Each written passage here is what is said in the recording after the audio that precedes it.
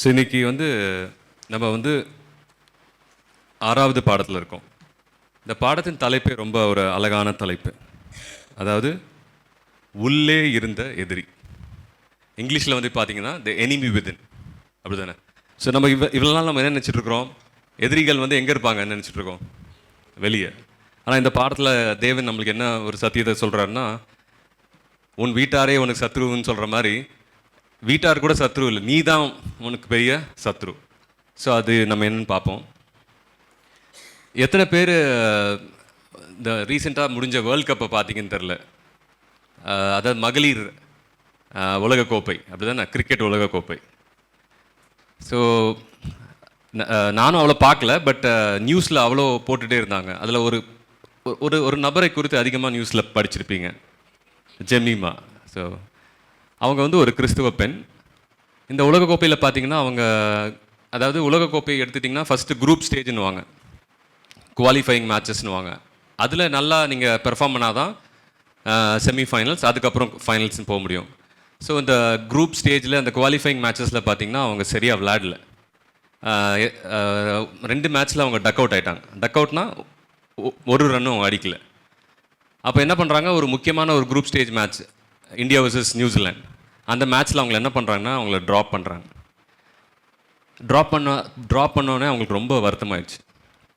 அவங்களுக்கு ஆல்ரெடி இந்த டோர்னமெண்ட் ஃபுல்லாக பார்த்திங்கன்னா அவங்க மேலே ஒரு சுய நம்பிக்கை கிடையாது, செல்ஃப் கான்ஃபிடென்ஸ் இல்லை. அதே சமயம் அவங்களுக்கு பெர்ஃபார்மன்ஸும் சரியில்லை. இப்போ என்ன பண்ணிட்டாங்க, அவங்கள டீம் விட்டும், அதாவது ஒரு முக்கியமான மேட்ச்சில் அவங்கள விளையாட வெளிக்கிட்டாங்க. அப்புறம் செமிஃபைனல்ஸில் என்ன பண்ணுறாங்கன்னா, அவங்க எதிர்பார்க்காத விதத்தில் அவங்களுக்கு ஒரு வாய்ப்பு கிடைக்குது. ஏன்னா ஆஸ்திரேலியாவுக்கு எதிராக, ஆஸ்திரேலியா ரொம்ப பலம் வாய்ந்த ஒரு அணி.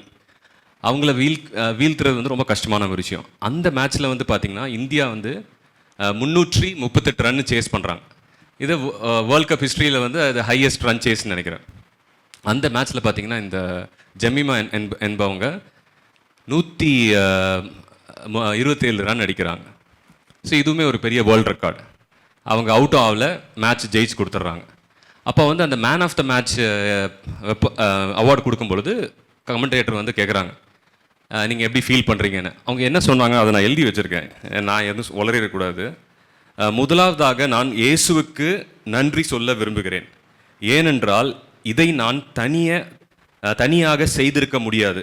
இன்று அவர் என்னை வழிநடத்தி சென்றார் என்று எனக்கு தெரியும். இது வல்லமையான ஒரு சாட்சி பாருங்கள். அவங்க என்ன சொல்கிறாங்க, நான் இயேசுவுக்கு நன்றி சொல்ல விரும்புகிறேன், ஏனென்றால் நான் தனியாக என்ன பண்ணியிருக்க முடியாது, இதை செய்திருக்க முடியாது. இதுதான் அவங்களுடைய வெற்றியின் ரகசியம். அதாவது அவங்க புகழின் உச்சிக்கு போயிட்டாங்க. அவங்க இந்த மேட்சோடு ரிட்டையர் ஆகிடலாம். ஆனால் அதுக்கப்புறம் உலகக்கோப்பை ஃபைனல் மேட்ச்சில் அதுவும் ஜெயிச்சிட்டாங்க. பட் என்ன சொல்ல வரேன்னா, அந்த புகழின் உச்சியில் அவங்க யாருக்கு அந்த புகழ்ச்சியை கொடுக்குறாங்க, அந்த நேரத்தில் அவங்க நினச்சிருந்தா என்னுடைய வாழ்க்கையின் இலக்கை நான் அடைஞ்சிட்டேன்னு சொல்லிட்டு அவங்க என்ன பண்ணாங்கன்னா வெட்க கூட பட்டிருக்கலாம். ஏன்னா உலகம் பார்த்து கொண்டு இருக்கிறது அவங்க என்ன சொல்ல போகிறாங்கன்னு சொல்லிட்டு.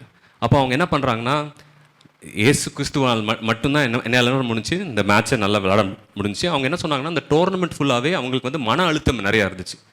எல்லா நாளும் அவங்க அழுதுகிட்டே இருந்திருக்காங்க. ஸோ அவங்க டிப்ரெஷனில் இருந்திருக்காங்க. எதுனாலும் நம்மளுக்கு தெரியல. அவங்களுக்கு மேபி அவங்களுக்கு மன ரீதியாக உடல் ரீதியாக ஏதாவது பிரச்சனை இருந்திருக்கலாம்.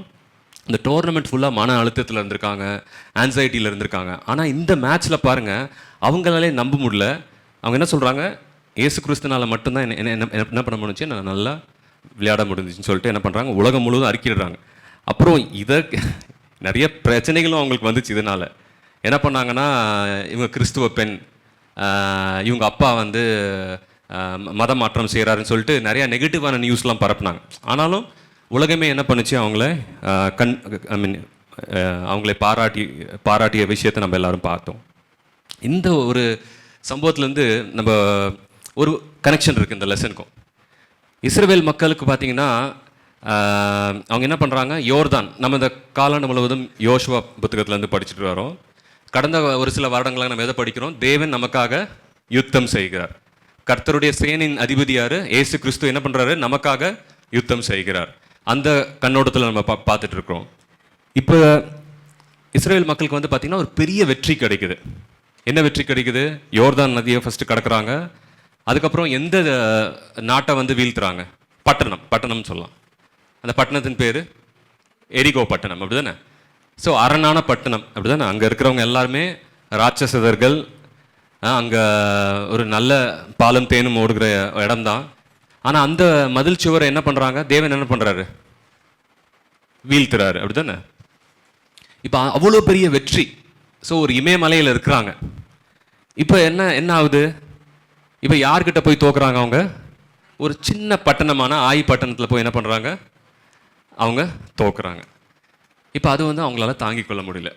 ஸோ இப்போ இந்த அனுபவத்திலிருந்து இஸ்ரவேல் மக்கள் நிறையா காரியங்களை கற்றுக்கொண்டாங்க. நம்மளுக்கு தேவன் என்ன பண்ணுறாரு இந்த காலகட்டத்தில், இப்போ நம்மளாம் எப்படி சொல்கிறாங்க, பரம கானான் எல்லையில் நிற்கிறோம், அப்படி தானே? நம்ம கடைசி காலம்னு சொல்கிறோம். அதை இன்னொரு விதமாக என்ன சொல்லலாம், பரம கானானுடைய, அதாவது பரலோகத்தின் எல்லையில் நம்ம நின்றுட்டு இருக்கிறோம் நம்ம எல்லாம், அப்படி தானே? ஸோ அப்போ நமக்கும் இந்த காலத்தில் இந்த பாடங்கள் வந்து நம்மளுக்கு பொருந்தும். ஸோ அவங்க இமயமலை போன்ற ஒரு அனுபவத்தில் இருக்கிறாங்க. எதிர்பாராத விதத்தில் தோல்வியை சந்திக்கிறாங்க. இப்போ நம்ம வாழ்க்கையில் நம்ம நிறைய தோல்விகளை சந்திச்சிருக்கோம், அப்படி தானே? இங்கே யாராவது தோல்வியை சந்திக்காதவங்க இருக்கீங்களா? நம்ம வாழ்க்கையில் நிறைய தோல்விகள் சந்திட்டு இருக்கோம் அன்றாட தினத்தில்.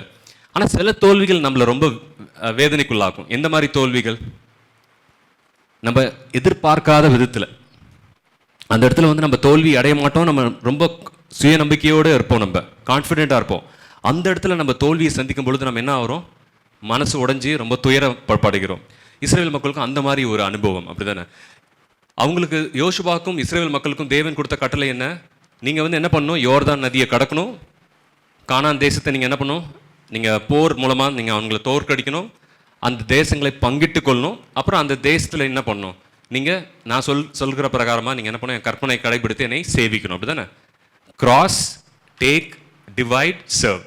இதுதான் இந்த கமிஷன். யார்? யோசுவாக்கு தேவன் கொடுத்த கமிஷன். இப்போ யோசிச்சு பாருங்க, ஒரு சின்ன பட்டணத்தில் அவங்க தோற்றுறாங்க. இப்போ அவங்களோட மனநிலை எப்படி இருக்கும்?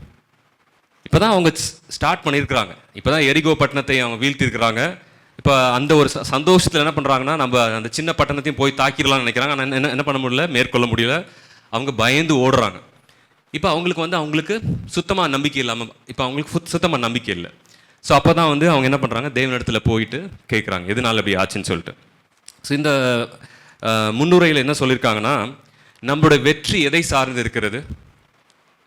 இஸ்ரவேலுக்கும் சரி நம்மளுக்கும் வெற்றி எதை சார்ந்து இருக்கிறது? அந்த உடன்படிக்கை, தேவனுக்கும் நம்மளுக்கும் இருக்கிற அந்த உடன்படிக்கை நிபந்தனைகளை நம்ம கடைப்பிடிப்பதில், கீழ்ப்படிவதில் தான் இது சார்ந்து இருக்கிறது, அப்படி தானே? அது தேவனை சார்ந்து இருக்குது, தேவனுடைய வல்லமையை சார்ந்து இருக்கிறது. நம்ம தேவனுடைய உடன்படிக்கையை கடைபிடிக்கணும், தேவனுடைய வல்லமையை சார்ந்திருக்கு, நம்மளுடைய வல்லமை கிடையாது. இப்போ தோல்வி இவங்க சந்திச்சாங்க, அப்படிதானே? இப்போ அந்த தோல்வி வந்து அவங்களுக்கு எதனால் வந்துச்சு? அவங்க என்ன பண்ணாங்க, தேவனே என்ன பண்ணல அவங்க, நம்ம அதை பார்ப்போம். நம்ம சஸ்பென்ஸ் இங்கே நான் பிரேக் பண்ண விரும்பல. சரி, இந்த பாடத்தில் வந்து உள்ளே இருந்த எதிரின்னு ரொம்ப அழகாக சொல்லியிருக்கிறாங்க. இப்போ அவங்களுக்கு வெளியே இருந்த எதிரி வந்து ஒன்றுமே கிடையாது. தேவனுடைய கண்ணோட்டத்தில் பார்த்தீங்கன்னா, யோசிச்சு பாருங்கள், இந்த இஸ்ரேல் மக்கள் 400 வருஷம் அடிமையாக இருந்திருக்காங்க. 40 வருஷம் அவங்க வந்து வனாந்தரத்தில் தெரிஞ்சிருக்காங்க. இவங்களுக்கு எந்த ஒரு போர் தந்திரம் கிடையாது, எந்த ஒரு ஆயுதங்கள் கிடையாது. அவங்களுக்கு வந்து அவங்களுக்கு என்ன சொல்கிறது, அவங்களுக்கு எப்படி சண்டை போடணும்னு எதுவுமே தெரியாது. அவங்க எல்லாருமே வந்து என்னது, ஷெப்பர்ட்ஸ், அது அப்படி தானே, ஆடு மேய்க்கிறவங்க. அவங்களுக்கு அவ்வளோதான் தெரியும். ஸோ இப்போ இந்த மாதிரி ஒரு மக்களை வந்து தேவன் என்ன சொல்கிறாரு, நீங்கள் போய் கானானியர்கள், வல்லமையான கானானியர்கள், அவங்களுக்கு வந்து அரணான பட்டணங்கள், நல்ல பலம் வாய்ந்த போர் வீரர்கள், அவங்கள போய் நீங்கள் என்ன பண்ணணும், தோற்கடிக்கணும் தேவன் சொல்கிறார். அப்போது வந்து இஸ்ரவேல் மக்கள் அவங்க என்ன நினச்சிட்டு இருந்தாங்க, அவங்க தான் எதிரிகள் நினச்சிட்டு இருந்தாங்க. அந்த பட்டணங்கள், அங்கே வாழ்ந்த ராட்சச மக்கள் அவங்கள தான் எதிரியாக நினச்சிருந்தாங்க. ஆனால் தேவன் இந்த பாடத்தில் என்ன சொல்கிறாருன்னா, அந்த எதிரி யாருக்குள்ளே இருக்குது, உங்கள் மத்தியில், உங்களிடத்துல இருக்குதுன்னு சொல்கிறாரு. சரி, இப்போ இந்த பாடத்தில் ரொம்ப சிம்பிளாக சொல்லணும்னா 2 காரியம் வந்து தேவைப்படுகிறது. நம்ம வாழ்க்கையில் வெற்றி பெறணும். நான் முன்னாடி சொன்னல, தேவனுடைய உடன்படிக்கையை கீழ்ப்படியணும். அப்புறம் வந்து தேவனுடைய வல்லமையை நம்ம எப்போதுமே சார்ந்து இருக்கணும். முக்கியமாக என்னதுன்னா, நம்ம தேவனை விசுவாசிக்கணும். அவர் சொல்லுகிற கட்டளைகளை நம்ம என்ன பண்ணணும், கீழ்ப்படியணும். ஸோ விசுவாசம், கீழ்ப்படுதல். நம்ம வாழ்க்கையில் ஜெயிக்கணும்னா இந்த 2 காரியம் வேணும், விசுவாசம், கீழ்ப்படிதல். இதை நம்ம பார்ப்போம். சரி, இப்போ நம்ம இந்த பாடத்துக்குள்ளே வரலாம். நான் ஒரு வசனத்தை சொல்ல மறந்துட்டேன். அந்த ஜெமீமா வந்து பார்த்திங்கன்னா, யாத்திராகமம் 14:14, அதாவது அந்த மேட்ச்சில் அவங்க விளையாண்டுட்டு இருக்கும் பொழுது ஒரு சமயத்தில் அவங்களால விளையாடுவதற்கு பலமே இல்லை சுத்தமாக. மன ரீதியாக, உடல் ரீதியாக அவங்களுக்கு பலம் இல்லை. ஆனால் இந்த ஒரு வசனத்தை அவங்க மனசில் சொல்லிகிட்டே இருந்திருக்காங்க போல். யாத்திராகமம் 14:14. எவ்வளோ அழகாக சொல்லியிருக்கீங்களே. ஸோ வெற்றியின் ரகசியம் இதுதாங்க. நீங்கள் யார் என்ன விசுவாசிக்கணும்? கர்த்தர் எனக்காக யுத்தம் பண்ணுவார். நான் என்னோட வேலை என்ன? அது சும்மா இருக்கணும். அமர்ந்திருந்து நானே தேவன் என்று நீங்கள் அறிந்து கொள்ளுங்கள் தேவன் சொல்கிறார். ஸோ இதுதான் வெற்றியின் ரகசியம். தேவன் எனக்காக யுத்தம் பண்ணுவார் என்பதை நான் வந்து முழுமையாக என்ன பண்ணணும்? விசுவாசிக்கணும். விசுவாசிக்கிறேன்னு சொல்லிட்டு நான் கலக்கத்தில் இருக்கக்கூடாது. விசுவாசத்தை நான் என்ன பண்ணணும்? தேவனை நாம் சும்மா இருந்து என்ன பண்ணணும்? தேவன் செய்கிற மகத்துவங்களை நம்ம பார்க்குறோம். சரி, இப்போ இந்த பாடம் வந்து இந்த கதையை நீங்கள் பல தடவை கேட்டிருப்பீங்க. அதனால் நான் வந்து இதை வந்து ஒரு பிரசங்கம் மாதிரி சொல்ல எனக்கு இஷ்டம் இல்லை. சரி, எனக்கு இஸ்ரவேல் மக்கள் அந்த இமயமலை போன்ற ஒரு வெற்றி அவங்களுக்கு கிடைச்சி, இமாலய வெற்றின்னு சொல்லுவாங்கள்ல, ஒரு மகத்துவமான ஒரு வெற்றி. எரிகோ பட்டணத்தை வீழ்த்துறாங்க. யோசிச்சு பாருங்கள், நம்ம இது வரைக்கும் இந்த உலகம் தோன்றினது முதல் அந்த மாதிரி வெற்றி நம்ம எங்கே கேள்விப்பட்டதில்லை. ஒரு பெரிய அரணான பட்டணம், ஒரு மதில் சுவர், ரொம்ப உயரமான மதில் சுவர் கொண்ட பட்டணம். தேவன் என்ன பண்ணுறாரு? அதை தகர்த்து போடுகிறார். அவங்க உள்ளே போய் எல்லாவற்றையும் அழித்து போடுகிறாங்க. இப்போ அதுக்கப்புறம் இவங்க என்ன பண்ணுறாங்க? ஆயின்னு ஒரு பட்டணம் பக்கத்தில் இருக்கு, சின்ன பட்டணம். ஸோ அங்கே போய் இவங்க போர் தொடுக்க போகிறாங்க. அவங்க தோற்றதற்கான காரணம் என்ன? இந்த பாடம் 2 காரணம் சொல்லுது, ஆனால் இந்த பாடத்துலேயே 3 காரணம் கொடுத்துருக்காங்க. ஸோ 3 காரணம் சொல்லுங்கள், கரெக்டான ஆர்டரில் சொல்லுங்கள். முதலாவது, ஆமாம், அதுதான் இந்த பகுதியின் தலைப்பு. உண்மைதான். உடன்படிக்கையை என்ன பண்ணாங்க? மீறினாங்க. சரி, அதாவது செய்யக்கூடாததை செஞ்சாங்க. ஓகே, சரி, நம்ம அந்த வசனத்தை வாசிக்கலாமா? இந்த பாடத்தில் ரொம்ப அழகாக ஒரு விஷயம் சொல்லியிருக்கிறாங்க. இங்கே பாருங்கள், இப்போ நம்ம வந்து வாசகர்கள், இதை நம்ம படிச்சுட்டு இருக்கோம். நமக்கு கிளியராக தெரியுது யார்னால அவங்க தோற்றுறாங்க, என்ன பாவம் செஞ்சனால தோற்றுறாங்கன்னு தெரியுது. ஆனால் யோசிச்சு பாருங்கள், யோசுவாக்கோ அந்த இஸ்ரவேல் மக்களுக்கோ ஒன்றுமே தெரியாது. அந்த ஆய்பட்டினத்தை அவங்க தாக்கும் பொழுது எத்தனை பேர் இறக்குறாங்க சொல்லுங்கள்? பயந்து ஓடுறாங்க. 36 இஸ்ரவேலர்கள் வந்து உயிர் இழக்கிறாங்க. இப்போ அந்த 36 பேருக்கும் தெரியுமா? பாவம், அவங்களுக்கு உயிர் போச்சு, அவங்களுக்கு தெரியல. யோசுவாக்கும் தெரியல, மற்ற உயிரோடு இருக்கிற இஸ்ரவேல் மக்களுக்கும் தெரியல எதனால் வந்து தேவன் இந்த தோல்வியை அனுமதிச்சாருன்னு சொல்லிட்டு. சரி, 3 நம்ம அந்த வசனங்கள் 2ஆம் வசனம் வாசிங்க. 7ஆம் அதிகாரம். நம்ம முழுவதுமாக இந்த 7ஆம் அதிகாரத்தையும் 8ஆம் அதிகாரத்தையும் நம்ம ஆழமாக படிப்போம். 7ஆம் அதிகாரத்தில் 2வது வசனத்தை படிங்க யாராவது.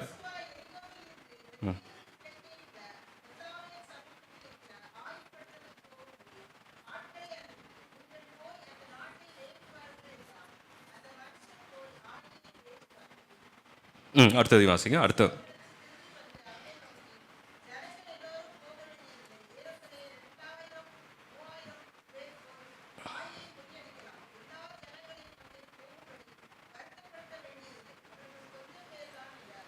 சரி, போதும். இப்போ இங்கே முதலாம் காரணம், தோல்விக்கான முதலாம் காரணம் என்னென்ன? யோசுவா வந்து தேவனுடைய ஆலோசனையை என்ன பண்ணல? நாடல. தேவனுடைய சித்தம் என்ன என்பதை அவன் தெரிந்து கொள்ளவில்லை. ஏன் தெரிந்து கொள்ளல? அவர் ஃபர்ஸ்ட் ஆஃப் ஆல் வந்து தேவனை கேட்காம அவர் வேவு பார்க்க ஆளை அனுப்பியிருக்கலாமா? அனுப்பியிருக்க கூடாது. சரி, அனுப்பிட்டார், விடுங்க. அங்கே வேவு பார்த்தவங்க போயிட்டு என்ன சொல்கிறாங்க? இது ரொம்ப சின்ன பட்டணமாக இருக்குது, ஒரு 2000-3000 பேர் போதும் இவங்களை போய் நம்ம தாக்குவதற்கு, இவங்களை தோற்கடிக்கிறதுன்னு சொல்கிறாங்க. ஏன் இவங்க இப்படி பேசுகிறாங்க? ஏன்னா இதுக்கு முன்னாடி இவங்க என்ன பண்ணிட்டு வராங்க? ஒரு பெரிய பட்டணத்தை என்ன பண்ணுறாங்க? வீழ்த்திட்டு வராங்க. அப்படி தானே? பொதுவாக நமக்கும் அப்படி தானே? நம்ம வாழ்க்கையில் பெரிய வெற்றிகளை சந்திக்கும் பொழுது நம்ம சில காரியங்கள் என்ன நினைப்போம்? குறைத்து மதிப்பிடுவோம். அப்படி தானே? ஈஸியாக நம்ம பண்ணிடலாம். அப்படி தானே? நம்ம பல நேரங்கள் நம்ம வாழ்க்கையில் பெரிய பிரச்சனை தான் நம்ம கடவுள்கிட்ட போவோம். சின்ன பிரச்சனை நம்ம என்ன பண்ணுவோம்? நம்மளே என்ன பண்ணிடலாம், அதை சால்வ் பண்ணிடலாம். அப்படி இல்லைனா எங்கள் அப்பா அம்மாட்ட கேட்டுக்கலாம், இல்லை என் ஃப்ரெண்ட்ஸ்ட்டு கேட்டுக்கலாம். நம்மளுக்கு சில பிரச்சனைகள் மலை போன்ற ஒரு பிரச்சனை வரும். அப்போ தான் நம்ம என்ன பண்ணுவோம்? தேவனே தேவனே தேவனேன்னு போவோம். ஸோ இங்கே இஸ்ரவேல் மக்களுக்கும் அந்த மாதிரி தான் ஒரு அனுபவம். ஃபஸ்ட்டு யோசுவா தான் தலைவர். அப்படி தானே? எப்போதுமே தலைவருக்கு தான் அதிகமான பொறுப்பு. ஏன்னா அவருக்கு அதிகமான வல்லமை இருக்குது, அதிகமான ப்ரிவிலேஜஸ் இருக்குது. அதே சமயம் அவருக்கு அதிகமான பொறுப்பு இருக்குது. இங்கே யோசுவா என்ன பண்ணியிருக்கணும்? தேவனிடத்தில் போய் ஆலோசனை கேட்டிருக்கணும். இந்த மாதிரி பட்டணம் ஒன்று இருக்குது, நான் போய் என்ன பண்ணும், அங்கே போர் தொடுக்கலாமா வேண்டாமா அப்படின்னு சொல்லிட்டு தேவனிடத்தில் கேட்டுருக்கோம். அவர் கேட்கல. வேவுக்காரங்க அனுப்புகிறாங்க, அவங்க இவருக்கு மேலே இருக்காங்க. அவங்க என்ன பண்ணுறாங்க? நம்ம 30,000 பேர்லாம் நம்ம அனுப்ப தேவையில்லை, வெறும் 2000-3000 பேர் போதும், நம்ம அவங்களை ஈஸியாக தோற்கடிச்சிடலாம். ஸோ இவங்களோட செல்ஃப் கான்ஃபிடென்ஸ் ரொம்ப ரொம்ப நம்ம கேர்ஃபுல்லாக இருக்கும். நம்மளோட சுய நம்பிக்கை வந்து என்ன பண்ணிடக்கூடாது, நம்மளை வந்து தவறான பாதையில் வழிநடத்திடக்கூடாது. இவங்க சுயநம்பிக்கையில் என்ன சொல்கிறாங்க, நம்ம 2000-3000 பேர் அனுப்பலாம். அப்புறம் 3வது காரணம், இது உங்களுக்கு தெரிந்தது. 3வது காரணம் என்ன? அம்மா எதோ சொல்கிறாங்க.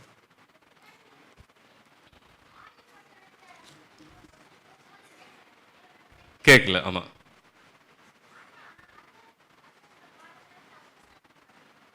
ஆமாம், இந்த பாடத்தில் கிளியராக கொடுத்துருக்காங்க.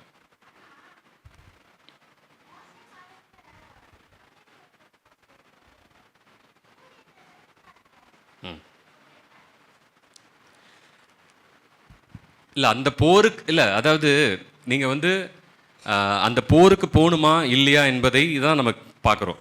அந்த போரின் ஒவ்வொரு அம்சங்கள் வந்து நம்ம நம்ம ஆனால் இப்போ அதுவும் ஒரு விண்ணப்பம் தானே.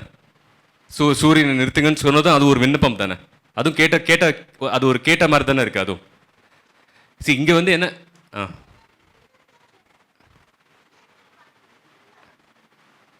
சரி, அது வந்து நம்ம அதை பார்க் பண்ணலாம்.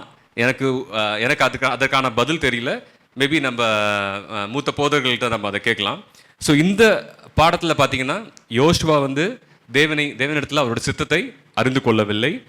இஸ்ரவேல் மக்கள் என்ன பண்ணுறாங்க, சுய நம்பிக்கையினால என்ன பண்ணுறாங்க, குறைத்து மதிப்பிடுறாங்க. நம்ம என்றைக்குமே வந்து அடுத்தவங்களை வந்து என்ன பண்ணக்கூடாது, நம்ம குறைத்து மதிப்பிடக்கூடாது. பால் என்ன சொல்கிறார், எப்பொழுது என்ன சொல்கிறார், மற்றவர்களை உங்களை விட எப்படி எண்ணணுமா, மேன்மையாக எண்ணணும். ஸோ இங்கே வந்து குறைத்து மதிப்பிடுறாங்க. 3வது காரணம் உங்களுக்கு எல்லாருக்குமே தெரியும், அது அந்த பாடத்தை படிக்க போகிறோம், ஆகானுடைய பாவம். இப்போ தேவன் வந்து எடுத்த எடுப்புலேயே ஆகானுடைய பாவம் தான் சொல்கிறாரா? சரி, ஃபஸ்ட்டு ஜோஷ்வா என்ன பண்ணுறாரு, அவருடைய இங்கே அனுபவத்தை பாருங்கள். இப்போ இவங்க தோற்கடிக்கப்படுகிறாங்க. வசனம் 6 வாசிங்களேன், அதே அதிகாரத்தில் 7.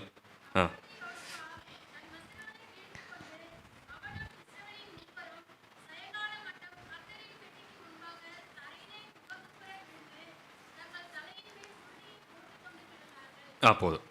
ஸோ பாருங்கள், யோசுவாக்கும் அவர் கூட இருந்த மூப்பர்களுக்கும் என்ன பண்ணுறாங்க, அவங்க வஸ்திரங்களை கிழித்து கொண்டு தலை மேலே புழுதியை போட்டுட்டு அந்த உடன்படிக்கை பெட்டிக்கு முன்னாடி முகம் குப்புற விழுந்து என்ன பண்ணுறாங்க, காலையிலேருந்து சாயங்காலம் வரைக்கும் அப்படியே அழுது கொண்டு இருக்கிறாங்க. ஏன்னா அவங்களுக்கு தெரியல எதனால். இப்போ நமக்கு ஈஸியாக தெரிஞ்சுட்டு யார் செஞ்ச தவறுனால, ஆனால் அவங்களுக்கு தெரியாது. அதனால் தேவனிடத்தில் அவங்க அழுது கொண்டு இருக்கிறாங்க. எங்களுக்கு நீங்கள் எரிகோ பட்டணத்தில் வெற்றி கொடுத்தீங்க, யோர்தான் நதிக்கு அப்புறத்தில் இருந்த 2 கானானிய ராஜாக்களுக்கு எதிராக வெற்றியை கொடுத்தீங்க, நாங்கள் பார்வோனையே நாங்கள் வீழ்த்திட்டோம், ஆனால் இந்த ஒரு சின்ன எதிரி எங்களால் வீழ்த்த முடியல, எதனாலும் சொல்லிட்டு அவங்க அழுதுட்டு இருக்கிறாங்க. ஸோ அப்போ தேவன் என்ன பண்ணுறாரு, 10ஆம் அதிகாரத்தில் பார்த்தீங்கன்னா, அப்பொழுது கர்த்தர் யோசுவாவை நோக்கி, எழுந்துரு, நீ இப்படி முகம் குப்புற விழுந்து கிடக்கிறது என்ன? சரியா? ஸோ எல்லா நேரங்களும் வந்து ஜெபம் வந்து பாவத்திற்கு வந்து ஒரு சப்ஸ்டியூட்டாக இருக்க முடியாது. சப்ஸ்டியூட் எப்படி சொல்கிறது தமிழில், அதாவது பாவத்திற்கு வந்து பதிலாக ப்ரேயர்ஸ் இருக்க முடியாது, அப்படி தானே? நீங்கள் பாவத்தோடு என்ன பண்ண முடியாது, நீங்கள் ப்ரேயர் மூலமாக ஒரு பிரச்சனைக்கு தீர்வு கண்டுபிடிக்க முடியாது. புரியுதா? அவர் காலையிலேருந்து சாயங்காலம் வரைக்கும் படுத்து கிடக்கிறாரு, கடவுள் சொல்கிறார், நீ எலும்பு நான் உனக்கு சொல்கிறேன்னு சொல்லிட்டு எக்ஸ்பிளைன் பண்ணுறார். இப்போ தேவன் எப்படி சொல்கிறாரு, 11ஆம் வசனம் யாரா வாசிங்க.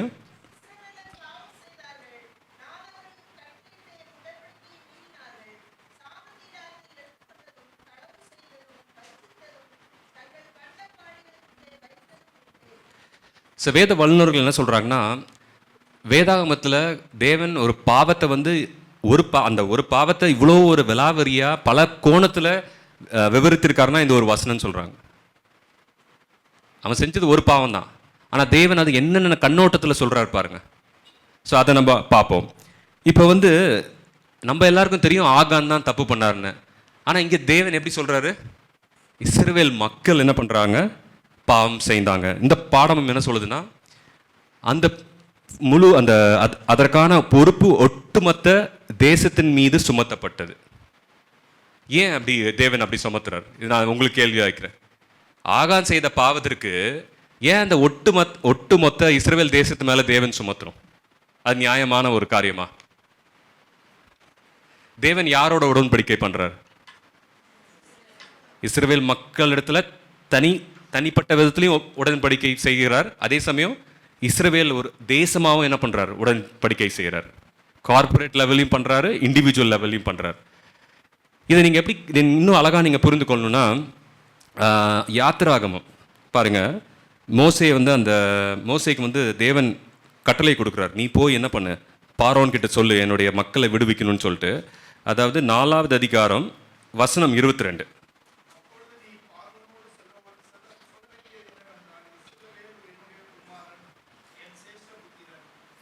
ஸோ இங்கே வந்து இஸ்ரவேலை எப்படி சொல்கிறார் தேவன், என்னுடைய குமாரன், என்னோட சேஷ்ட புத்திரன் சொல்கிறாரு. அப்படித்தானே? இந்த இடத்துலையும் எப்படி 11ஆம் வசனத்தில் எப்படி கொடுக்கப்பட்டிருக்கு, இஸ்ரவேலர் பாவம் செய்தார்கள். 1ஆம் வசனத்தில் எப்படி தேவன் சொல்கிறாரு பாருங்க, இஸ்ரவேல் புத்திரர் சாபத்தீடானத்திலே துரோகம் பண்ணினார்கள். ஸோ இங்கே வந்து ப்ளூரலில் சொல்லப்பட்டிருக்கு. அப்படிதானே? இது வந்து என்னத்தை குறிக்குதுன்னா, தேவனுக்கு வந்து அந்த ஒரு ஐக்கியம் என்கிற ஒரு விஷயம் வந்து ரொம்ப ஒரு முக்கியமான ஒரு காரியம். இஸ்ரவேலை வந்து ஒரு சமூகமாக தான் தேவன் பார்க்குறார். அழகா சொன்னாங்க அம்மா.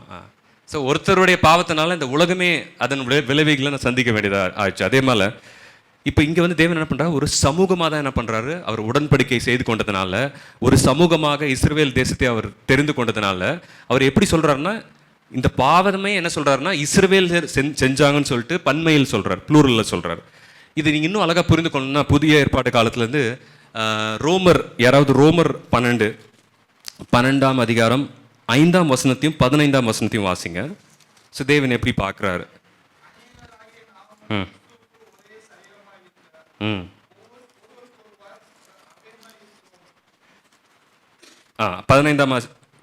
15ஆம் வசனத்தை வாசிங்க அதே அதிகாரத்தில். ஸோ தேவனுக்கு வந்து ஐக்கியம் என்கிற விஷயம் வந்து ரொம்ப ரொம்ப முக்கியம். ஸோ அவர் என்ன எப்படி பார்க்குறாரு, சபையை எப்படி பார்க்குறாரு, அவருடைய தெரிந்து கொண்ட மக்களை எப்படி பார்க்குறாரு, அவருடைய அவருடைய சரீரமாக பார்க்குறாரு. நம்ம எல்லாருமே வேற வேற அவயங்கள். என்ன சொல்கிறாரு, ஒருத்தர் சந்தோஷப்பட்டால் இன்னொருத்தர் என்ன பண்ணணும், துக்கமாக இருக்கணுமா? ஒருத்தர் சந்தோஷப்பட்டா நம்ம இன்னொருத்தர் என்ன பண்ணணும், சந்தோஷப்படணும். இன்னொருத்தர் துக்கப்பட்டா மற்றவங்க என்ன பண்ணணும், துக்கப்படணும். ஸோ அந்த ஒரு ஐக்கியத்தின் அடிப்படையில் தேவன் என்ன பண்ணுறாருன்னா, அந்த முழு இஸ்ரவேல் மக்கள் என்ன சொல்கிறாரு, நீங்களாம் பாவம் செஞ்சிட்டீங்க, உன் தம்பி செஞ்சா என்ன, நீ செஞ்சா என்ன, நீங்கள் 2 பேரும் எனக்கு ஒன்று தான், நான் உங்களை ஒன்றா தான் பார்க்குறேன் சொல்லிட்டு என்ன பண்ணுறாரு, இவங்க எல்லாருமே வந்து அந்த விளைவை சந்திக்கிறாங்க. புரியுதில்ல உங்களுக்கு? ஸோ அவங்க இஸ்ரவேல் தேசமாக நிறைய தேவனிடத்துலேருந்து நிறைய ஆசீர்வாதங்களை பெற்றுக்கொண்டாங்க. அப்படி தானே? தேசமாக பெற்றுக்கொண்டாங்க, தனிப்பட்ட விதத்துலையும் பெற்றுக்கொண்டிருப்பாங்க. அதே நேரத்தில் அவருடைய பாவங்களுக்காக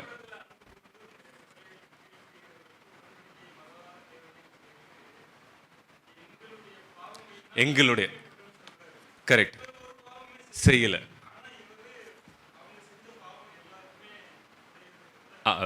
அது நல்ல ஒரு கருத்து. தானியல் ஜபிக்கும் பொழுது என்ன பண்ணுறாரு, எங்களுடைய பாவங்களையும் மன்னிங்கன்னு சொல்கிறாங்க. நம்ம எங்கேயுமே வேதாகமத்தில் பார்க்கல தானியல் பாவம் செஞ்ச மாதிரி. சரி, அதனால் வந்து இந்த ஒட்டுமொத்த பொறுப்பை வந்து என்ன பண்ணுறாரு தேவன், இஸ்ரவேல் மேலே சுமத்துறார். நான் சொன்ன காரணங்களுக்காக இந்த பாவத்தை அவர் எப்படிலாம் வர்ணிச்சிருக்கார் பாருங்க. உடன்படிக்கையை மீறினார்கள், அது அப்படி சொல்கிறாரு. அப்புறம் சாபத்தீடானதில் எடுத்துக்கொண்டார்கள், களவு செஞ்சாங்க. ஏன் களவு செஞ்சாங்கன்னு சொல்கிறாரு தேவன்? ஏன் வந்து திருட்டாங்கன்னு சொல்கிறாரு? இல்லை, பொதுவாக நீங்கள் நல்லா புரிஞ்சுக்கணும். இது வந்து போர் அடிப்படையில் இதை பார்க்கணும். அந்த காலத்தில் வந்து நான் ஒரு தேசம் இன்னொரு தேசத்தை போய் போர் தொடுக்குது, தோற்கடிக்கப்பட்ட நாட்டிலிருந்து கொள்ளையிடுகிறது வந்து ஒரு நார்மல் விஷயம். அது வந்து களவு கிடையாது. கொள்ளையிடுகிறது வந்து நார்மல் விஷயம். ஆனால் தேவன் என்ன பண்ணார், எரிகோ பட்டணத்தில் நீங்கள் போர் தொடுக்கும் பொழுது தேவன் என்ன சொன்னார், தங்கம் வெள்ளி எங்கே கொண்டு வந்து சேர்க்கணும், தேவனுடைய பண்டக சாலையில் வந்து சேர்க்கணும். தேவனுக்கு சேர வேண்டியதை இவங்க எடுத்துக்கிட்டனால தான் அது என்னவாயிருச்சு, அது களவாயிடுச்சு. நல்லா புரிஞ்சுக்கணும். கொள்ளையிடுறது வந்து தவறான காரியம் இல்லை. அது ஒவ்வொரு தேசம் போர் செய்யும் பொழுது அது அவங்க பண்ணுவாங்க. ஆனால் இங்கே ஏன் தப்பாக கடவுள் சொல்கிறாருன்னா, கடவுள் கொடுத்த கட்டளை என்னென்னா, தங்கம் வெள்ளி வந்து எங்கே வந்து சேரணும், என்னுடைய ஆலயத்தில் வந்து சேரணும். ஆனால் இவர் என்ன பண்ணல, ஆலயத்துக்கு போக வேண்டியது என்ன பண்ணிட்டார், இவர் வச்சுக்கிட்டார். ஸோ அதுதான் களவாயிருது. அதுதான் அது அடுத்த பாயிண்ட். வஞ்சிக்கிறது. என்ன பண்ணுறாரு, ஏமாத்துறாரு. அப்படி தானே? யாருக்கும் தெரியாமல் என்ன இருக்கிறதுக்கு என்ன பண்ணுறாரு அவர் கூடாரத்தின் அடியில் என்ன பண்ணுறாரு, ஒளிச்சு வைக்கிறார். அப்புறம் லாஸ்ட்டில் என்ன சொல்லியிருக்காங்க, தங்கள் பண்டம்பாடிகளுக்குள்ளே வைத்ததும் உண்டு. ஸோ 5 வகையில் தேவன் என்ன பண்ணுறாருன்னா துல்லியமாக. அப்போ தேவன் வந்து பாவத்தை எந்த அளவுக்கு வெறுக்கிறாருன்னு பாருங்கள். நம்ம ஒரு பொய் சொல்லிட்டோம் நம்ம நினைப்போம், ஆனால் கடவுள்கிட்ட போய் நம்ம ப்ரேயர் பண்ணி கேட்கும் பொழுது என்ன சொல்வார்னா, அந்த பொய்யினால் உனக்கு எவ்வளோ பாதிப்பு, மற்றவங்களுக்கு எவ்வளோ பாதிப்பு அப்படின்னு சொல்லிட்டு தேவன் நம்மளுக்கு என்ன பண்ணுவார், நம்மளுக்கு விலக்கி காமிப்பார். ஸோ இந்த பாவத்தை தேவன் அழகாக சொல்கிறார். இப்போ தேவன் என்ன சொல்கிறார், இப்போ அடுத்து என்ன சொல்கிறார் தேவன், இப்போ நீங்கள் என்ன பண்ண, உங்களை பரிசுத்தம் பண்ணுங்கள்னு சொல்கிறார் இஸ்ரவேல் மக்கள் இடத்துல. அது யோசுவா கிட்ட சொல்கிறார். நீங்கள்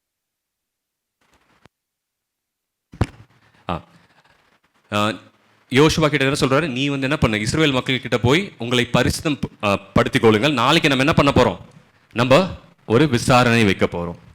இப்போ தேவன் யார் மேல இந்த பாவத்தை சுமத்துகிறாரு, பொறுப்பு யார் மேல சுமத்துறாரு, இஸ்ரவேல் மக்கள் மேல சுமத்துறாரு. நீங்க யோசிக்கலாம், தேவன் எப்படி நியாயமான தேவனா இருக்க முடியும், எப்படி அன்புள்ள தேவனா இருக்க முடியும், அப்படிதானே? இப்போ நம்ம எல்லாரும் இருக்கோம், நான் வந்து ஒரு தப்பு செஞ்சுட்டேன். இப்போ சர்ச் பாஸ்டர் வந்து உங்கள் எல்லாரையும் நீங்கள் பாவம் செஞ்சிட்டீங்கன்னு சொல்லிட்டு இருந்தால் உங்களுக்கு எப்படி இருக்கும்? நான் சொல்கிறது புரியுதுல்ல? இப்போ நான் வந்து உங்களில் ஒருத்தன், நான் வந்து ஒரு தவறு செஞ்சுட்டேன். ஆனால் பாஸ்டர், ஏன்னா வெளியே இருக்கிற ஒரு பாஸ்டர் ஒரு எக்ஸாம்பிளாக வச்சுக்கலாம். வெளியே இருக்க பாஸ்டர் என்ன சொல்கிறாங்க, தாம்பரம் திருச்சபை ஒரு பெரிய தவறு செஞ்சுட்டாங்க, அப்படி தானே சொல்லுவாங்க, அப்படி தானே? ஸோ நம்மளுக்குள்ள அந்த மாதிரி ஒரு ஐக்கியம் இருக்கும் பொழுது, உங்கள் ஒருத்தனாக இருக்கும் பொழுது, வெளியே இருந்து ஒரு பாஸ்டர் இந்த தவறை பற்றி பேசும்போது என்ன சொல்லுவாங்க, தாம்பரம் சர்ச்சில் ஒரு பெரிய பிரச்சனை, ஒரு பெரிய தப்பு நடந்துருச்சுன்னு சொல்லுவாங்க, அப்படி தானே? என் பேரை குறிப்பிட்டு சொல்லணும்னு அவசியம் இல்லை. ஆனால் அது நியாயமாக இருக்குமா, ஒருத்தர் செஞ்ச தவறுக்கு எல்லாரும் தண்டனை அனுபவிக்கிறது? சரி, இப்போ பார்ப்போம். இப்போ அடுத்து வந்து என்னன்னா, எப்படி வந்து தேவன் அந்த விசாரணையை நடத்துகிறார். தேவனுடைய நீதியையும் அவருடைய கிருபையும் நம்ம புரிந்து கொள்ளணும்னா இந்த விசாரணை நடத்துவதை மூலமாக நம்ம தெரிந்து கொள்ளலாம். ஏன்னா இந்த லெசன் வந்து நானும் இந்த ஸ்டோரியை பல தடவை படிச்சிருக்கேன். ஆனால் தேவன் இந்த காரணத்துக்காக தான் இப்படி பண்ணாருன்னு எனக்கு தெரியாது, அப்படிதானே? சரி, என்ன பண்ண சொல்கிறார் தேவன், நீங்கள் எல்லாம் பரிசுத்தம் பண்ணிட்டு என்ன பண்ணுங்க, நாளைக்கு வாங்க, நம்ம என்ன பண்ண போகிறோம், ஃபஸ்ட்டு என்ன பண்ண போகிறோம், கோத்திரமாக வாங்க. நான் என்ன பண்ண போகிறேன், அது இந்த பாடத்தில் என்ன சொல்லியிருக்காங்கன்னா சீட்டு போட்டாங்கன்னு சொல்லியிருக்காங்க. ஆனால் பைபிளில் அவ்வளோ கிளியராக சொல்ல. சரி, தேவன் வந்து மேபி யோசுவாக்கு ஒரு மனசில் சொல்லியிருக்கலாம், அப்படின்லாம் சீட்டு போட்டு கண்டுபிடிச்சிருக்கலாம். ஒவ்வொரு கோத்திரமாக வராங்க. ஃபஸ்ட்டு எந்த கோத்திரம் தேவன் குறிக்கிறாரு, ஃபஸ்ட்டு வந்து யூதா கோத்திரம். சரி, இப்போ யூதா கோத்திரத்துக்கு அப்புறம் என்ன பண்ணுறாரு, அந்த யூதா கோத்திரத்தில் நிறைய வம்சங்கள் வராங்க, ஒவ்வொரு வம்சமாக வராங்க. அப்போ அந்த நிறைய வம்சங்கள் எந்த வம்சத்தை தேர்ந்தெடுக்கிறார் அவர், சேரா. சரி, அடுத்து வந்து குடும்பமாக வராங்க அந்த வம்சத்தில். அப்புறம் யாரை தேவன் குறிக்கிறாரு, சப்தி. கரெக்ட். அதுக்கப்புறம் அந்த குடும்பங்கள் இன்னொரு ஒரு குடும்பத்தை தேர்ந்தெடுக்கிறாரு, அது யாரு, கர்மின்னு நினைக்கிறேன், அப்படி தானே? கர்மி, ஆமாம். இது நிறைய நம்ம ஞாபக சக்தியை டெஸ்ட் பண்ணணும்னா நீங்கள் இதை கிளியராக படிச்சுக்கலாம். அதுக்கப்புறம் தான் யாரை சூஸ் பண்ணுறாரு, அப்புறம் அந்த குடும்பத்தில் இருக்கிற ஆட்களை வந்து தனிப்பட்ட விதத்தில் நபராக என்ன பண்ணுறாரு, வர வைக்கிறாரு. அப்போ வந்து யாரை தேவன் குறிக்கிறாரு, ஆகார். ஸோ தேவன் என்ன பண்ணுறாரு, இப்போ இந்த விசாரணையை நீங்கள் எப்படி புரிந்து கொள்ளணும்னா, தேவன் இந்த விசாரணையை உடனே வச்சுட்டாரா? தேவனுக்கு தெரியும், அப்படிதானே? இந்த கதையில் வந்து 2 பேருக்கு தெரியும் யார் தப்பு பண்ணான்னு. யார், ஒன்று தேவன், இன்னொருத்தர் யார், ஆகார். அது முக்கியமான பாயிண்ட். 2 பேருக்கு தெரியும் அவங்க யார் தப்பு பண்ணாங்கன்னு. தேவனுக்கு தெரியும், இன்னொரு வந்து ஆகார். இப்போ தேவன் உடனே இந்த விசாரணை ஃபர்ஸ்ட் தேவையா? தேவனுக்கு தெரியும். தேவன் நினைச்சிருந்தா யோசுவா கிட்ட உடனே காரணத்தை சொல்லியிருக்கலாம், காரணம் சொல்லி அவனுக்கு தண்டனை கொடுத்துருப்பான்னு சொல்லியிருக்கலாம். ஆனால் தேவன் ஏன் வந்து ஒரு நாள் கால அவகாசம் கொடுக்குறார்? ஏன் தேவன் ஒரு நாள் கால அவகாசம் கொடுக்குறார்? ஸோ அது வந்து தேவன் ஆகானுக்கு தருகிற வாய்ப்பு. அவன் வந்து அவனோட யோசித்து அவன் பாவத்தை அறிக்கை பண்ணி அவன் மனம் திரும்பும்படி என்ன பண்றாரு, டைம் கொடுக்குறாரு. அது மட்டும்தான் கொடுத்தாரா தேவன்? அதுக்கு முன்னாடி கொடுக்கலையா? இப்போ வந்து ஆகான் வந்து பார்க்குறாருல, இஸ்ரவேல் மக்கள் வந்து ஆய் பட்டணத்தை சண்டைக்கு போகிறாங்க, பயந்துட்டு ஓடி வராங்க, தோற்கடிக்கப்படுகிறாங்க, 36 பேர் இறக்குறாங்க. அப்போ கூட அவர் நினைச்சா முன்னு சொல்லியிருக்கலாம்ல, இந்த பண்ண தப்புக்கு நான் தான் காரணம். எப்படி யோனா வந்து கடலில் ஒரு பெரிய புயல் வந்தோடனே அவர் என்ன பண்ணுறாரு, தேவ மனுஷன் என்ன பண்ணுறாரு? நம்ம யோனாவை எப்பவுமே நெகட்டிவாக படிக்கிறோம், ஆனால் யோனா நல்ல மனுஷன். அவர் என்ன பண்ணுறாரு, நீங்களும் நானும் சொல்லிப்போமா, இனி அந்த கடலில் போடுங்க, கடல் வந்து அலைகள் ஓய்ந்துருன்னு சொல்கிறாரு, இந்த புயல் காற்று போயிருன்னு சொல்கிறாரு. இங்கே வந்து பார்த்தீங்கன்னா ஆகான் அப்பையும் செய்யலை. ஆகானுக்கு வந்து இன்னொரு ஒரு விசேஷித்த ஒரு ஒரு வெளிப்பாடு என்ன இருந்துச்சுன்னா, அவரும் தானே யோர்தான் நதியை கடந்து வராரு. நம்ம வாழ்க்கையில் என்னைக்காவது நம்ம அந்த மாதிரி அற்புதங்கள் நம்ம பார்த்துருக்கோமா? இல்லை. அப்புறம் எரிகோ பட்டணத்தை தேவன் வந்து எப்படி வீழ்த்துறார் என்பதையும் அவர் என்ன பண்ணுறார், கண்கூடா பார்க்குறாரு. அப்படி தானே? ஸோ இவ்வளோ காரியங்களை வந்து அவர் பார்க்குறாரு. அப்புறம் யோசுவாவை வந்து தேவனுடைய தூதன் வந்து எதிர்கொள்கிறான். ஸோ அந்த சம்பவங்களையும் என்ன பண்ணியிருப்பார், அவர் பார்த்துருப்பாரா இல்லை யோசுவா மூலமாக கேள்விப்பட்டிருப்பாரான்னு தெரில. ஸோ இவ்வளோ தேவன் வல்லமையாக அவரை வெளிப்படுத்துகிறார். அந்த அனுபவம் வந்து யாருக்கு இருந்துச்சு? ஆகானுக்கு இருந்துச்சு. அப்படி இருந்தும் அவர் என்ன பண்ணுறாரு, இந்த தவறை செய்கிறார். ஸோ இப்போ ஒரு நாள் கால அவகாசம் கொடுத்தாச்சு. அப்பயாவது அவர் திருந்திக்கலாம், திருந்தலை. கோத்திரத்தை தேவன் அழைத்தார், வம்சத்தை அழைத்தார், குடும்பத்தை அழைத்தார். அப்போ கூட அவர் என்ன பண்ணல, முன் வந்து நான் தப்பு செஞ்சிட்டேன்னு சொல்லல. கடைசியில் அவர் எப்போ வந்து சொல்றாரு, நீ தான் அந்த தவறை செஞ்சேன்னு யோசுவா காமிக்கும் பொழுது என்ன பண்றாரு, அப்போ கூட யோசுவா என்ன பண்றாரு, ரெண்டு காரியங்கள் சொல்றாரு. நான் நேரத்தை கருதி கொஞ்சம் ஃபாஸ்டா போறேன். யோசுவா 2 காரியம் சொல்றார். நீ தேவனை, என் மகனே, எப்படி சொல்றாரு பாருங்க, என் மகனே நீ என்ன பண்ணு, தேவனை மகிமைப்படுத்து, உன் பாவத்தை என்ன பண்ண, அறிக்கையிடுன்னு சொல்றாரு. அப்போ என்ன பண்றாருன்னா, அப்போ அவர் மாட்டிக்கிட்டார் வசமா, அப்படிதானே? இப்போ வேற எங்கேயுமே போக முடியாது. ஸோ அப்போ என்ன பண்றாரு, அவருடைய தவறை என்ன பண்றாரு, ஒத்துக்கொள்றார். தவறை ஒத்துக்கொள்வதற்கும் மனம் திரும்புவது சமமா? அங்க மனம் திரும்பினாரா? இல்லை. சரி, யாராவது வந்து வெள்ளிக்கிழமை பாடத்துடைய அந்த 2வது பேராகிராஃப் வாசிங்க. ஏன் வந்து தேவன் வந்து ஆகானுடைய அந்த பாவத்தை அவர் ஒத்துக்கொள்றாரு, ஆனால் அது தேவன் வந்து அது ஒரு மனம் திரும்புதலா அறிக்கையா தேவன் என்ன பண்ணல, கருத்துல. ஏன்னா அந்த இடத்துல வழியில மாட்டிக்கிட்டேன் அப்படின்னு சொல்லிட்டு என்ன பண்றாரு, அவர் ஒத்துக்கொள்றாரு. தவிர அந்த பாவத்திற்காக அவர் என்ன பண்ணல, வேதனைப்படல, அவர் வருத்தத்தினால அவர் என்ன பண்ணல, அவர் அறிக்கை செய்யல, மன்னிப்பு கேட்கல தேவன் எடுத்து, அந்த யோசுவா கிட்ட தேவன் இடத்துல. படிங்க வெள்ளிக்கிழமை பாடத்தின் 2வது பேராகிராஃப். ஸோ ஒரு உண்மையான மனம் திரும்புதல் வந்து அந்த கடைசி லைனில் ரொம்ப அழகாக சொல்லியிருக்காங்க பாருங்கள். உண்மையான மனம் திரும்புதல் எப்படி இருக்கணுமா, நம்மளுடைய மனம் நொறுங்குண்டு இருக்கணும், அப்படிதானே? அப்புறம் வந்து நோக்கத்தில் மாற்றமும், தீமை மீதான அருவருப்பும் இருக்கணும், அப்படிதானே? இனிமேல் நான் பாவம் செய்ய மாட்டேன், இந்த பாவத்தை நான் செஞ்சுட்டேன் கடவுளேன்னு சொல்லிட்டு நம்ம என்ன பண்ணணும், நம்ம வருந்தணும், ஒரு மனம் நொறுக்கப்படணும். நம்ம அந்த மாதிரி அனுபவம் அவருக்கு இல்லை. அவர் மனம் கடினப்பட்டிருந்துச்சு. பாருங்க, யோசிச்சு பாருங்க, நீங்க ஒரு கூட்டத்தில் இருக்கீங்க, உங்க தலைவன் ட்ரெஸ்ஸை கிழிச்சிட்டு மண்டை மேலே புழுதியை போட்டுட்டு முகம் குப்புற உளுந்து கிடக்கிறார் காலிலேருந்து சாயங்காலம் வரைக்கும். உங்க மனசு எவ்வளோ கல்லாக இருந்தால் நீங்க உங்களுடைய தப்பை ஒற்றுக்கொள்ளாமல் இருப்பீங்க. ஸோ தேவன் வந்து நிறைய கால அவகாசம் கொடுத்தாரு, கிருபியின் நேரத்தை கொடுத்தாரு. ஆனாலும் என்ன பண்ணல, ஆகான் என்ன பண்ணல, அவனுடைய தவறையை ஒற்றுக்கொள்ள. இப்போ தேவன் வந்து நியாயமுள்ள தேவன், கிருபையுள்ள தேவன், அதுதான் நம்ம பார்க்குறோம். இந்த மாபெரும் போராட்டத்தில் வந்து தேவனுடைய குணத்தை வந்து இந்த உலகமே என்ன பண்ணிக்கொள்ளணுமா, புரிந்து கொள்ளணும். தேவன் இந்த இடத்துல என்ன பண்றாரு, அவர் எப்படிப்பட்டவர், எந்த மாதிரி குணம் உள்ளவர் என்பதை அவர் என்ன பண்றாரு, சுட்டி காட்டுறாரு. இந்த இடத்துல பாருங்க, யோசுவா வந்து யோசுவாக்கு எவ்வளோ கோபம் வந்திருக்கணும், அப்படிதானே? லிட்டரலாக நம்ம ஊரில் இந்த மாதிரி ஒரு சுச்சுவேஷன் என்ன பண்ணியிருப்பாங்க, அந்த தலைவன் என்ன பண்ணியிருப்பாங்க, முதலாவது ஓங்கி கன்னத்தில் அறிஞ்சிட்டு, ஒன்னியால் 36 பேர் செத்துட்டாங்க, எங்களுக்கு எவ்வளோ ஒரு அவமானம்.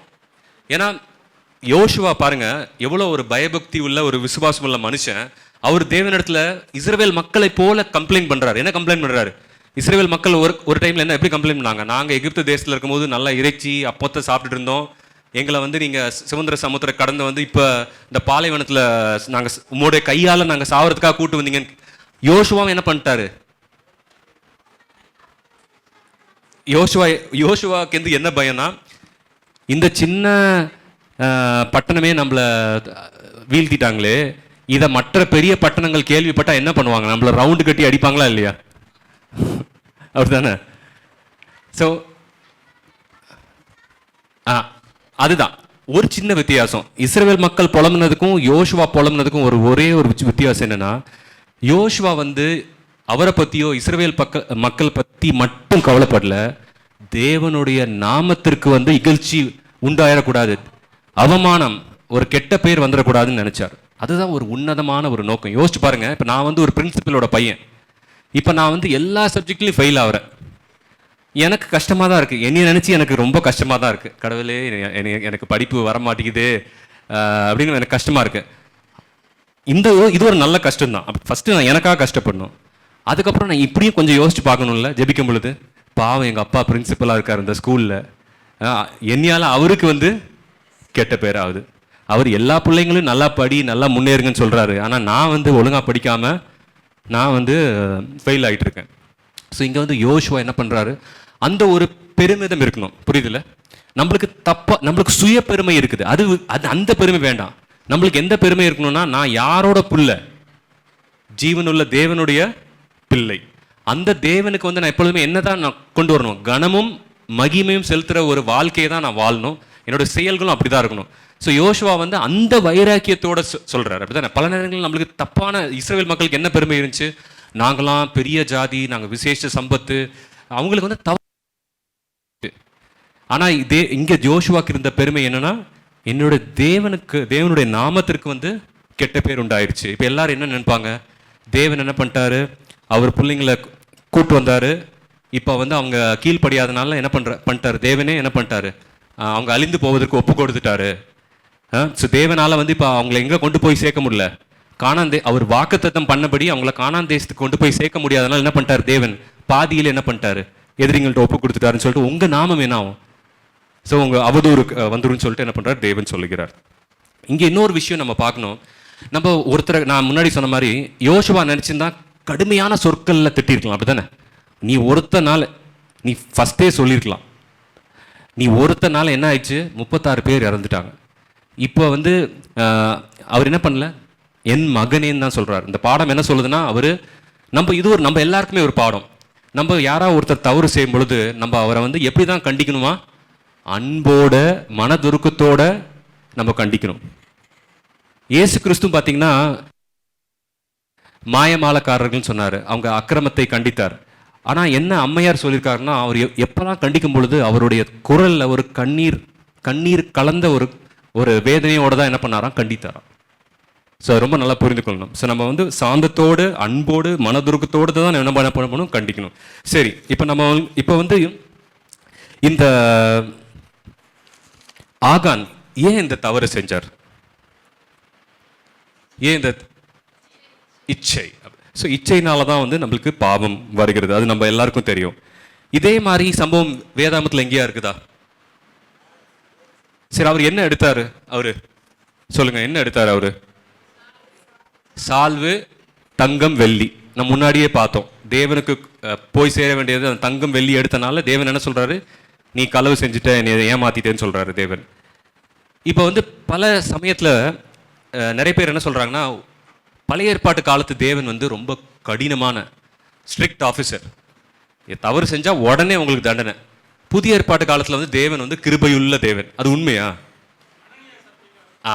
ஸோ ஐயா இன்னொரு அழகான எடுத்துக்காட்டு சொன்னாங்க. யூதாஸ் கூட நீங்கள் எக்ஸாம்பிளாக எடுத்துக்கலாம். அப்படி தான் யூதாஸ் 30 வெள்ளி காசுக்கு ஆசைப்பட்டு அவர் தன்னைத்தானே மாண்டு கொண்டார். அனனியா சஃபீரா என்ன பண்ணாங்க? அவங்களுடைய நிலத்தை விற்று நாங்கள் சர்ச்சில் வந்து அதை நாங்கள் ஆஃபரிங்காக வைப்போம்னு சொன்னாங்க. ஆனால் கடைசியில் என்ன பண்ணாங்க? அவங்களுடைய பேர் இப்போ இச்சையினால் என்ன பண்ணாங்க? கொஞ்சம் அவங்களுக்கு எடுத்து வச்சுட்டாங்க. ஸோ அவங்க 2 பேருமே என்ன பண்ணுறாங்க? ஆன் த ஸ்பாட்டு இறந்துடுறாங்க. ஏன் தேவன் வந்து உடனே அவங்களை தண்டிச்சிட்டார்? எதுக்கு உடனே தண்டிச்சிட்டார்? யோசிச்சு பாருங்க. இந்த மாதிரிலாம் நம்மளை தண்டிச்சா என்ன ஆகும்? நம்ம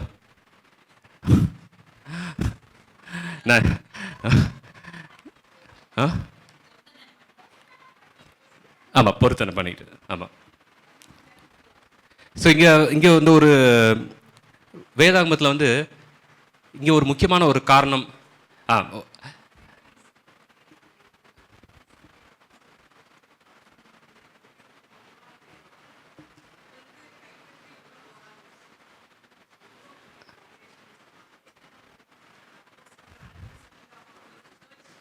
சர்ச். ஆமாம்,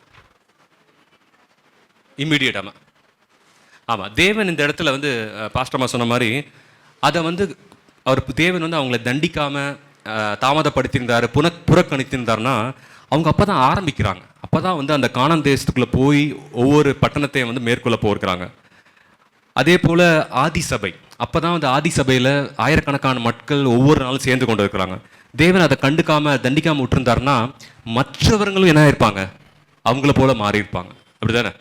ஸோ சில நேரங்களில் ஒரு போட்டு போயிட்டு இருக்கோம். இப்போ ஒரு சில பேர் வந்து நம்ம போட்லேருந்து இறக்கி தான் விட்டாகணும். அப்போ தான் அந்த போட்டில் இருக்கவங்க என்ன பண்ண முடியும், அப்போ தான் அந்த போட்டில் இருக்கவங்க என்ன பண்ண முடியும், சேஃபாக போகணும். புரியுதுல உங்களுக்கு? ஸோ அந்த மாதிரி தேவன் என்ன பண்ண உடனே தண்டனை கொடுக்க வேண்டிய அவசியம் அங்கே இருந்துச்சு. அப்புறம் இன்னொரு முக்கியமான ஒரு கருத்து என்ன சொல்கிறாங்கன்னா அந்த பாடத்தில், இவங்க ரெண்டு பேருக்குமே பிரச்சனைனா இச்சை, அப்படிதானே? அவங்க பார்ப்பதற்கு நல்லதாக இருந்தது என்று கண்டான், அப்புறம் என்ன இச்சித்தான், அப்புறம் என்ன பண்ணா அதை எடுத்துக்கொண்டான். இதே அனுபவத்தை நம்ம வந்து யார் வாழ்க்கையில் பார்க்குறோம்? ஏவாளுடைய அனுபவத்தில் பார்க்குறோம், அப்படித்தானே? அவங்க கனியை பார்க்குறாங்க, பார்ப்பதற்கு ரொம்ப அழகாக இருந்துச்சு, அதை ருசித்து பார்ப்பதற்கு ஏதோ இன்பமாக இருந்துச்சுன்னு சொல்லிட்டு என்ன பண்ணுறாங்க, அவங்க இச்சித்து என்ன பண்ணுறாங்க, அதை எடுத்துக்கொள்கிறாங்க. ஸோ இப்போ இங்கே முக்கியமான ஒரு பிரச்சனை என்னென்னா, இங்கே எல்லாருமே வந்து தேவனை போல் மாற வேண்டும் என்று விரும்புகிறாங்க. நீங்கள் எப்படின்னு கேட்கலாம். அதான் ஏவாளை வஞ்சிக்கும் பொழுது சாத்தான் என்ன சொல்கிறான்? நீங்கள் நன்மை தீமை அறியத்தக்க தேவர்களை போல மாறுவீங்க அப்படின்னு சொல்கிறாங்க. உன் கண்கள் திறக்கப்படும் சொல்கிறாங்க. இப்போ அது ரொம்ப ஒரு முக்கியமான பாயிண்ட். இப்போ நீங்கள் சொல்லலாம், இப்போ இந்த இடத்துல வந்து ஆகான் வந்து எப்படி தேவனை போல் அவர் மாறணும்னு நினைச்சாரு? ஆகான் அவர் இச்சித்தார், அப்படிதான் அந்த காரியங்களை இச்சித்தார். தேவன் என்னன்னா அந்த எபிரேயர் மூல சொற்களும் பார்த்தீங்கன்னா சேமாக தான் யூஸ் பண்ணப்பட்டிருக்குது. ஏவாளுக்கு யூஸ் பண்ண அதே சொற்கள் தான் இங்கேயும் கொடுக்கப்பட்டிருக்கு. அதாவது கண்டு, இச்சித்து, எடுத்துக்கொண்டு, அப்புறம் ஒழிக்கிறது. இன்னைக்கு நம்ம நிறைய பாவங்கள் என்ன பண்றோம், அப்படிதான் பண்றோம். இச்சைனால நம்ம பாவம் செய்யறோம். அப்புறம் அந்த பாவத்தை என்ன பண்றோம், நம்ம அறிக்கையிடாக வச்சிருந்தா அது என்ன பாவமா மாறிடுது? அது ஒரு ரகசிய ஒரு பாவமா மாறிடுது. ஸோ ஏகான் என்ன பண்ணான், ஒழிச்சு வச்சிருந்தான். அவன் கடைசி வரைக்கும் என்ன நினைச்சான், நம்ம கண்டிப்பா யாரும் நம்மளை கண்டுபிடிச்சிட மாட்டாங்கன்னு சொல்லிட்டு அவன் நின்றுனானா, தேவன் என்ன பண்ணிட்டாரு, தேவனுடைய பார்வைக்கு ஏதாவது மறைவானது எதாவது இருக்குதா? நம்ம வேத வாசிப்புல படிச்சோம்ல காலையில, சங்கீதம் 139. அதனால நான் மறுபடியும் வாசிக்கல. நம்ம உலகத்துல எந்த இடத்துக்கு போனாலும் தேவனுடைய கண் நம்ம மேல நோக்கமாக இருக்கிறது, அப்படித்தானே? நம்மளுடைய இருதயத்தின் சிந்தனைகள் வந்து அவருக்கு நல்லாவே தெரியும். அவர் கண்கள் எப்பொழுதுமே நம்ம மேல உலாவி கொண்டு இருக்கிற இந்த மனநவசனம் என்ன சொல்லுது, தேவன் இதயங்களை ஆராய்கிற தேவன், உள்ளந்திரியங்களை சோதித்து அறிகிற தேவன், அப்படித்தானே? ஸோ அவருக்கு மறைவாக ஒன்றுமே இல்லை. ஆனால் இந்த ஒரு சின்ன விஷயத்தை வந்து ஆகான் என்ன பண்ண முடியல, புரிந்து கொள்ள முடியல. ஸோ அவன் என்ன பண்ணானா, தேவனுடைய விருப்பத்தை அவன் வந்து கேட்காம என்ன பண்ணான், அவன் நினைத்ததை அவன் என்ன பண்ணான், செய்யணும்னு நினைச்சான். ஸோ அவன் என்ன பண்ணானா, அவனுக்கு வந்து கடவுளா மாறிட்டான். புரியுதா உங்களுக்கு? ஸோ தேவன் ஒரு விஷயத்த செய்யணும்னு சொல்றாரு, அதை நான் செய்ய மாட்டேன், அந்த செய்யாமல் இருக்கிறதுக்கு நான் 1008 சாக்கு போக்கு சொல்லிட்டு நான் எனக்கு பிடிச்ச மாதிரி நான் செஞ்சேன்னா, அப்போ நான் அந்த இடத்துல என்னவா மாறிடுறேன் நான். ஸோ தேவனுக்கு மட்டும்தான் தெரியும் எது நமக்கு நன்மை, எதுக்கு தீமை. இந்த ஆகான் எதுக்கு எடுக்கணும்? தேவன் வந்து என்ன சொல்லியிருக்காரு, என்ன வாக்குத்தத்தம் பண்ணியிருக்காரு, கானான் தேசத்தை உனக்கு கொடுப்பேன். அந்த கானான் தேசம் லட்சம் இவருக்கு ஒரு ஏக்கர் கொடுக்குறாரு. கண்டிப்பாக இவர் எடுத்ததோடு அது அதிகமாக தானே இருக்கும். அப்போ இவர் என்ன ஒரு விஷயத்தை இங்கே காமிக்கிறாருன்னா, தேவன் மேலே அவருக்கு நம்பிக்கை இல்லை. தேவன் எனக்கு இதை காட்டிலும் பெஸ்ட்டாக அவனுக்கு கொடுப்பாருன்னு நம்பி இருந்தாருன்னா அவர் என்ன பண்ணியிருக்க மாட்டார், திருடி இருக்க மாட்டார். அப்படித்தானே? ஒத்துக்கிறீங்களா, ஒத்துக்கலையா? இந்த பாடமாக தான் சொல்லுது. ஏன் தேவனோட இடத்தை அவங்க எடுக்கணும்னு நினைக்கிறாங்கன்னு சொல்லிட்டு ஏவாளையும் ஆகானையும் குறிக்கிறதுனா, அவங்களுக்கு தேவன் மேலே நம்பிக்கை இல்லை. தேவன் சாத்தான் வந்து உன்னுடைய கண்கள் திறக்கப்படும், நீ நன்மை தீமை அறிந்து கொள்வேன்னு சொன்னோன்னே, தேவர்களை போல மாறுவேன்னு சொன்னோன்னே, ஏவாள் என்ன நினைச்சானா, கடவுள் ஒரு சில இன்பமான காரியங்களை வந்து நம்ம கிட்ட இருந்து மறைச்சு வச்சிருக்கிறாரு, அவர் நம்மளுக்கு கொடுக்க இஷ்டம் இல்லை போல. அப்போ சாத்தான் சொல்றது கரெக்ட் தான். ஆகான் என்ன நினைக்கிறான், அவனுக்கு நம்பிக்கை இல்லை. தேவன் வந்து அவனுக்கு கானான் தேசத்துல சுதந்திரத்தை கொடுக்குறேன்றாரு. ஆனா அவன் நம்பாம தான் என்ன பண்றான், அவசரப்பட்டுக்கிட்டு ஒரு சில்லறத்தனமா என்ன பண்றான், அப்படிதானே? அவன் அந்த சால்வையும் அந்த தங்கத்தையும் வெள்ளியும் எடுத்துக்கொள்கிறான். தேவன் என்ன பண்றான், அதனாலதான் என்ன தண்டனை கிடைச்சு, அந்த தண்டனை வாசிக்க நான் இஷ்டப்படல. அவங்க குடும்பத்தை மொத்தம் என்ன பண்ணாங்க, ஆகூர் பள்ளத்தாக்குல கொண்டு போய் என்ன பண்றாங்க, கல்லெறிஞ்சு, அப்புறம் வெறும் கல்லை மட்டும் எரிஞ்சாங்களா, சுட்டெரிச்சு என்ன பண்றாங்க, கொல்றாங்க. ஸோ எவ்வளவு ஒரு கொடூரமான தண்டனை, எப்படிதானே? ஸோ தேவன் வந்து பாவத்தை வெறுக்கிறார். தேவன் பாவியை நேசிக்கிறார். ஆனால் பாவத்தை என்ன பண்றாரு, தேவனுடைய அந்த கோபாக்கினியை நீங்க புரிந்து கொள்ளலாம். பாவத்தை அவர் என்னைக்குமே என்ன பண்ண மாட்டார், அவர் வந்து என்ன பண்ண மாட்டாரு, அதை எக்ஸ்கியூஸ் பண்ண மாட்டார், புறக்கணிக்க மாட்டார். அதனாலதான் சொல்றாருல, அந்த பாவத்தையே 5 கண்ணோட்டத்தில் அவர் எக்ஸ்பிளைன் பண்றாரு. சரி, லாஸ்டா தேவனுடைய ஒரு விசேஷித்த ஒரு காரியம் என்னன்னா, இந்த ஆகோர் பள்ளத்தாக்கு என்ன பண்றாரு, அவரு நம்பிக்கையின் கதவாக மாற்றுவார்னு சொல்லிட்டு என்ன சொல்றாரு, ஓசியால 2ஆம் அதிகாரம் 15. இதான் நம்ம எல்லாருக்கும் தேவன் கொடுக்குற வாக்குத்தத்தம். தேவன் என்ன சொல்றாரு, நீ எந்த இடத்துல நீ தோத்தியோ அந்த இடத்துல நான் என்ன பண்றேன், உனக்கு நான் வெற்றியை தருகிறேன்னு சொல்றாரு. இவங்க வந்து இவங்க என்ன தேவனுடைய ஆலோசனை கேட்காம என்ன பண்ணாங்க, அந்த ஆய் பட்டணத்தை போய் தாக்க போனாங்க, பயந்து ஓடினாங்க. இப்போ தேவன் என்ன பண்றாரு, அதுவே வந்து ஒரு போர் தந்திரமா, ஒரு ராஜ தந்திரமா கொடுக்குறாரு. இப்போ தேவன் என்ன சொல்றாரு, நீங்க என்ன பண்ணுங்க, அதே மாதிரி பண்ணுங்க. இப்போ என்ன ஒரே டிஃப்ரென்ஸ் என்னன்னா, ஒரு 30,000 பேர் என்ன பண்ணுங்க, நீங்க பட்டணத்துக்கு பின்னாடி பதுங்கிருங்க. நீங்க போய் நீங்க வந்து அவங்க பட்டணத்தை நோக்கி, நீங்க வாசல் நோக்கி நீங்க போங்க, 5,000 பேர் போங்க. அவங்க உங்களை பின்தொடர்ந்து வருவாங்க. அவங்க எல்லாரும் உங்களை பின்தொடர்ந்து வரும்பொழுது அந்த பட்டணத்துக்கு வெளியே பதுங்கி இருக்க 30,000 பேர் என்ன பண்ணணும், பட்டணத்துக்குள்ள போயிட்டு அந்த பட்டணத்தை என்ன பண்ணுவாங்க, தீயினால சுட்டரிப்பாங்க. தேவன் கடைசியில் என்ன பண்றாரு, அவர் அந்த வெற்றி என்ன பண்றாரு, தேவன் அவருடைய தலைமையில் என்ன பண்றாரு, அவர் கொடுத்த அந்த தந்திரம், அந்த யுத்தியை வைத்து என்ன பண்றாங்க, அவங்க வெற்றியை பெற்றுக்கொள்கிறாங்க.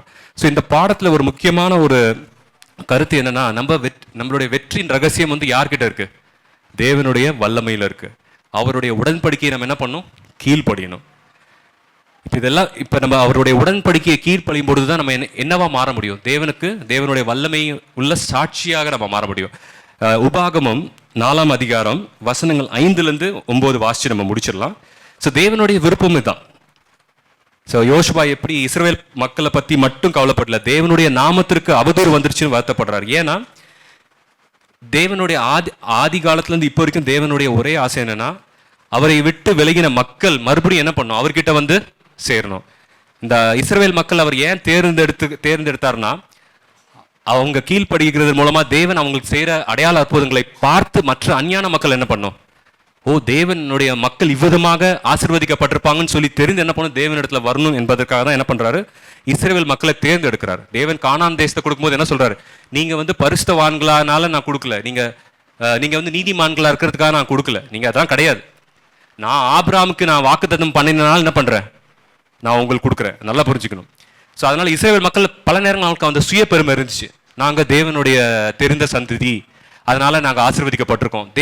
தேவன் வந்து இவங்களை வந்து ஒரு பாடமாக, ஒரு உதாரணமாக வைத்திருந்தார். உங்களை பார்த்து மற்றவங்க என்ன பண்ணணும், என்னிடத்துல வந்து சேரணும்னு சொல்லிட்டு ஒரு சாட்சியாக வைத்திருந்தார். அந்த வசனங்களை வாசிச்சிருங்க, நானே கூட வாசிச்சிடுறேன், மைக் இருக்குனால.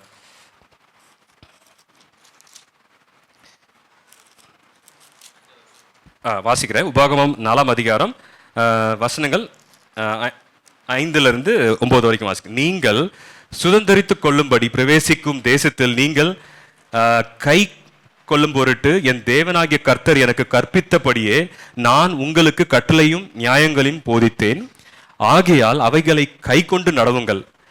ஜனங்களின் கண்களுக்கு முன்பாகவும் இதுவே உங்களுக்கு ஞானமும் விவேகமாய் இருக்கும். விஸ்டம் அண்ட் அண்டர்ஸ்டாண்டிங் இங்கிலீஷ்ல போட்டிருப்பாங்க. அவர்கள் இந்த கட்டளைகளை எல்லாம் கேட்டு இந்த பெரிய ஜாதியே ஞானமும் விவேகமுள்ள ஜனங்கள் என்பார்கள். நம்முடைய தேவனாகிய கர்த்தரை நாம் தொழுது கொள்கிற போதெல்லாம் அவர் நமக்கு சமீபமாய் இருக்கிறது போல தேவனை இவ்வளவு சமீபமாய் பெற்றிருக்கிற வேற பெரிய ஜாதி எது? இந்நாளில் நான் உங்களுக்கு விதிக்கிற இந்த நியாயப்பிரமாணம் முழுமையும் ஒத்த இவ்வளவு நீதியுள்ள கட்டளையும் நியாயங்களையும் பெற்றிருக்கிற வேற பெரிய ஜாதி எது? ஓரேபிலே உன் தேவனாகிய கர்த்தருக்கு முன்பாக நீ நிற்கும் போது கர்த்தர் என்னை நோக்கி ஜனங்களை என்னிடத்தில் கூடி வர செய்து என் வார்த்தைகளை அவர் கேட்கும்படிக்கு பண்ணுவேன். அவர்கள் பூமியில் உயிரோடுக்கும் நாளெல்லாம் எனக்கு பயந்திருக்கும்படி அவைகளை கற்றுக்கொண்டு தங்கள் பிள்ளைகளுக்கும் போதிக்க கடவார்கள் என்று சொல்லிய நாள். ஸோ நம்ம வந்து நம்மளை பார்க்கிற மக்கள் எப்படி என்ன சொல்லணும், இவங்க வந்து ஞானமுள்ள விவேகமுள்ள தேவனை சமீபமாய் கொண்டிருக்கிற ஜனங்கள், அப்படித்தானே? ஸோ இஸ்ரவேல் மக்களுக்கு எப்போ வெற்றி கிடைச்சிச்சு, தேவனுடைய பிரசனம் அவங்களோட கூட இருக்கும்பொழுது மட்டும்தான் அவங்களுக்கு என்ன கிடைச்சிச்சு, வெற்றி கிடைச்சிச்சு. நம்மளும் பார்க்குறவங்க என்ன சொல்லணும், இவங்க உண்மையிலே தேவனோட பிள்ளைங்கள், இவங்களிடத்துல இவங்க குடும்பத்தில் தேவன் இருக்கிறார் என்பதை நம்ம சாட்சியாக அறிவிக்கும் பொழுது அவங்க என்ன பண்ணுவாங்க, தேவனை அறிந்து கொள்ளவும் ஆசைப்படுவாங்க. தேவனிடத்துல வருவதற்கு என்ன பண்ணுவாங்க, அவங்க நம்ம மூலமாக தேவனிடத்துல அவங்க வந்து சேருவாங்க. ஸோ அந்த மாதிரி ஒரு சாட்சியில வாழ்க்கை தேவன் நமக்கு கொடுப்பாராக.